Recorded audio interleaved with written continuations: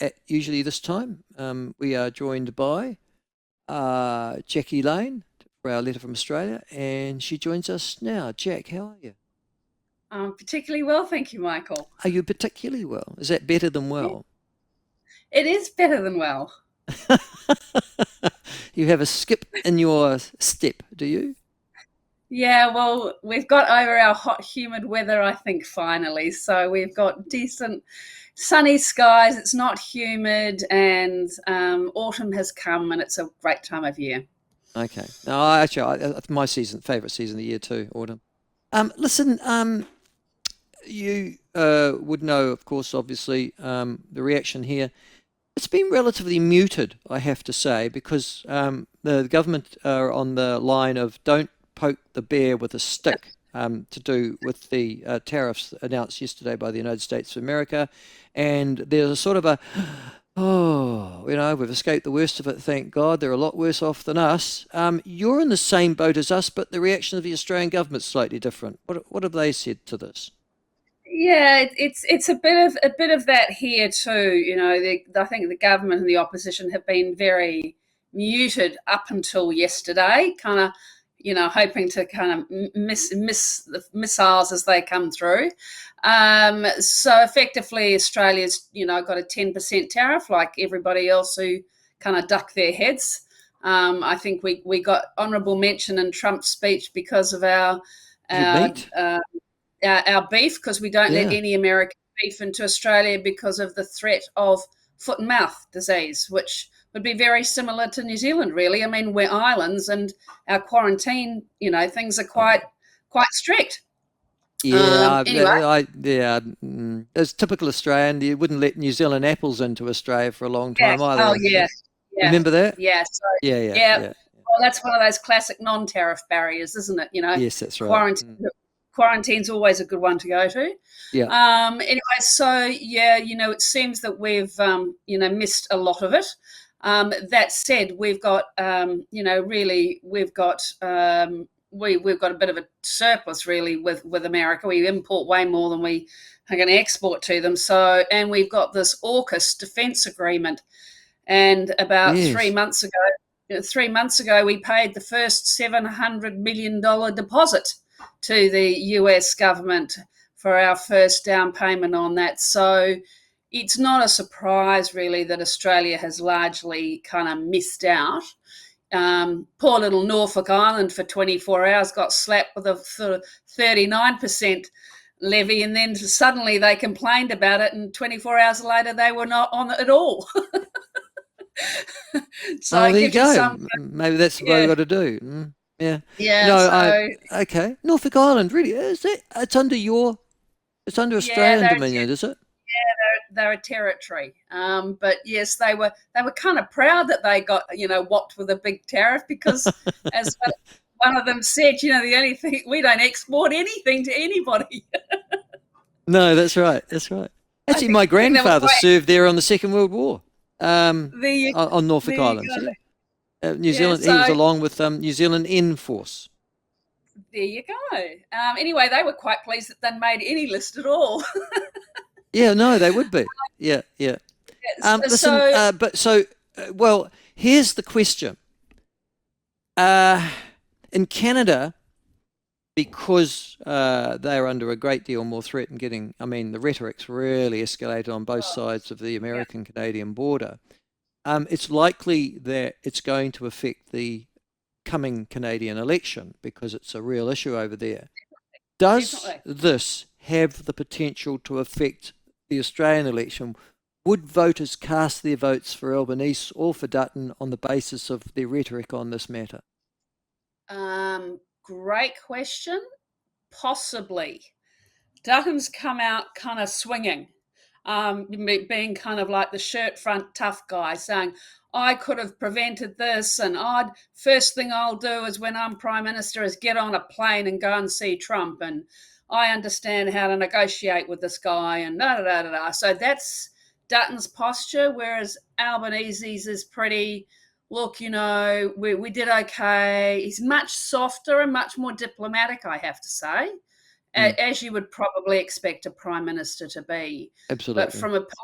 from a political point of view, Dutton's come out kind of quite strong. I'm the man who can handle this. I understand the guy.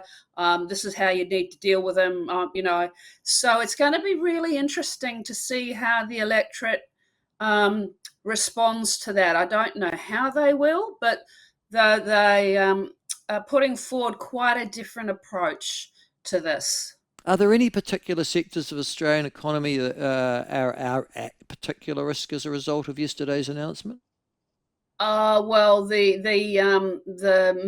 meat industry, and it's quite funny. So that's our biggest export to America because McDonald's imports lots of Australian meat because it's much leaner, and they need that lean meat in their patties. Mm, So, but that's been, I mean, we've exported, enormous quantities of meat for McDonald's specifically for decades from the post-war really. Um, so that's a big sector, but even the people in that, the farmers are saying, "Oh, look, it's fine. America will still import it, and so they're not too worried." Um, there was a bit of an issue around our steel and aluminium, but that seems to kind of largely missed it as well. So really, everyone's kind of pretty relieved, I think. There doesn't seem to be too much, kind of keep your head down and hope that everyone forgets about us in a way. Yeah, the chief executive of New Zealand's Meat Industry Association said the same thing yesterday afternoon. He said that, quote, the US beef herd was at historically low levels. There's record domestic beef consumption, as you say, probably going into all those patties. We're still expecting high demand from the US for beef despite the tariff measures. So, mm, Yeah, and I think the reality is that if McDonald's have to pay more for their meat, the consumer in America will pay more. So that's correct. that whole Yeah, thing of yeah, that it's not the countries that are going to be paying; it's potentially quite inflationary for American consumers. yeah. I must. Is it fascinating? There's something as simple as a hamburger. I was thinking this morning in bed, actually, Jack. I was going, God, something as simple as a hamburger has such a huge impact upon international trade. It's just bizarre. Yeah, well, Um, there's long mm, been this thing around. You can tell the health of a country's economy by the cost of their Big Mac. yes, that's right. Wasn't it very expensive in Russia or something? Mind you, Yeah, and were you eating meat anyhow in a beef patty from Russia? God, yeah. Scott. Who knows? Yeah, Five countries account for 83% of US beef imports. They are Canada, Australia, New Zealand, Mexico, and Brazil. So there's the yeah. answer.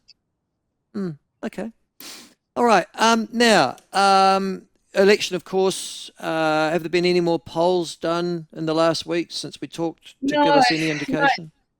no. Thankfully, the real discussion here now is, as I think we discussed last week, is that Labor and Liberal candidates are really focusing on local issues.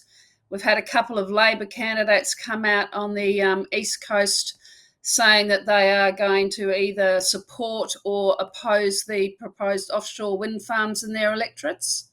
So I think what I can see really playing out is candidates really downplaying their political party allegiance and really upplaying their local constituent things, which is a bit unusual here because previously it was your party that got you over the line rather than local issues, and that is clearly changing in this election. I think because of the independents and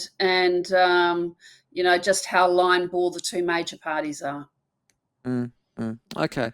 And as we know, it's going to be fought because of essentially still, despite preferential voting, a first past the post election, so it's going to be fought Correct. electorate by electorate.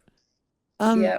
I'm interested though if you go through the states. Okay, you've got your states, you've got your South Australia, West Australia, but West Australia's Labor, isn't it?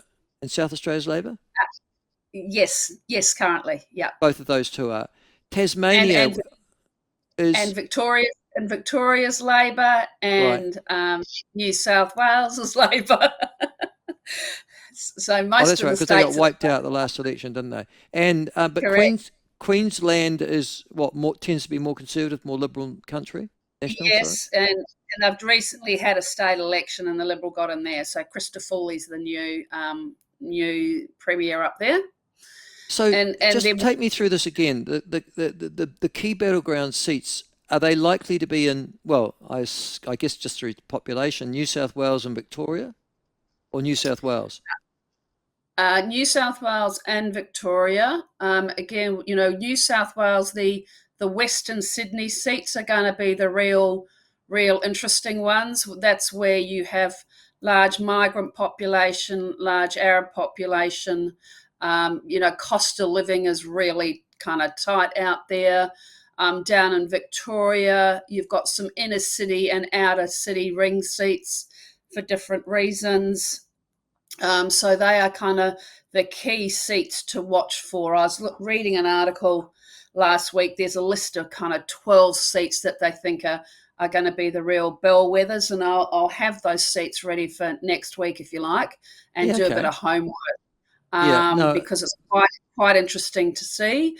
But certainly Western Sydney, inner city for Sydney, Brisbane, Melbourne, because that's where the Greens will certainly, potentially pick up, and kind of outer ring suburban, particularly Sydney, Victoria, Melbourne, because just cost of living and the real crunch there, and in terms of housing and rent and that stuff. So they'll be key. West Australia, less so, but there might be some interest in a couple of seats there. But Sydney, Melbourne are your key ones, with a couple of regional and then inner city green seats, green contests. now something happened though. I remember images are really important, or imagery, and particularly mocking imagery. It has to be said. I remember a long time ago, Don Brash managed to squeeze himself into a car, and that image, and then of him of walking the plank, also almost falling into off a plank into a light pleasure craft, Yeah, sort of encapsulated a lot of stuff. You'll remember Joe Biden stumbling around the show. yeah. Memes started to come out of that. But yesterday, the Australian Prime Minister fell off the stage, Anthony Albanese. Is that likely to become a meme that's repeated through this election?